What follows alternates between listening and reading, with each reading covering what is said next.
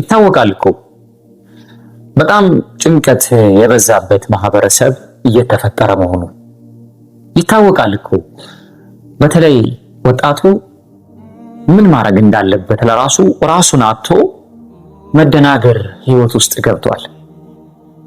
ልክ እንደዚህ ኮመንት ማለት ነው።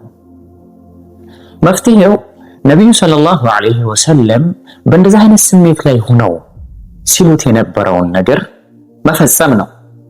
አሊያም በረሱል ዘመን ሰዎች አላህ Subhanahu Wa Ta'ala ዱዓ ሲያደርጉ የነበረውንና ነብዩ ሰለላሁ ዐለይሂ ወሰለም ያረጋገጡትን ዱዓ ምን ያክል ደረጃ እንዳለው ተረድቶ በዛ ዱዓ ላይ ችክ ማለት ነው።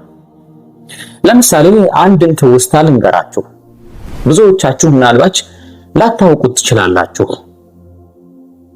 አንድ ሰው ነብዩ ሰለላሁ ዐለይሂ ወሰለም መስጂድ ሳሉ ገባ። ወደ መስጂድ ከገባ በኋላ ይህ ሰው ሶላት መስገድ ጀመረ። ከዚያም ከሰገደ በኋላ እጁን አንስቶ በእነዚህ ዱዓዎች ዱዓ አደረገ። ዱዓው ይህ ሰው በጣም ጭንቀት ውስጥ እንደነበረ ያመለክታል። ግን በሐዲሱ ጭንቀት ውስጥ ነበር የሚል ምንም አይነት ፍንጭ የለውም። ግን ከሐዲሱ የምንመለከተው ሰውየው ጥብብ ያለና በጭንቀት ስሜት ውስጥ እንደነበረ ይናገራል።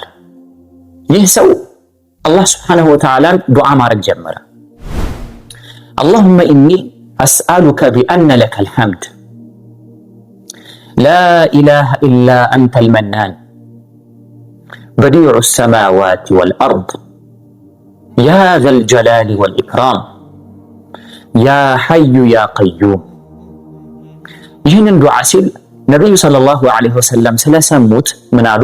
ይህ ሰው አላህ Subhanahu Wa Ta'ala ተጣራሉ ቢስሚሂል አዕዘም ትልቅ በሆነው ስሙ الذي ይሄ ትልቁ ስም إذا دعي به أجاب አላህ Subhanahu Wa Ta'ala አንድ ባሪያው በዚህ ስሙ አይጠራውም የመለሰለት ቢሆን እንጂ وإذا سئل أعطى የተጠየቀ ጊዜ ባሮቹ የጠየቁት ጊዜ የሚያስፈልጋቸውን መስጠት በሚችለው ትልቅ ስም ይህ ባሪያ ተጣራሉ።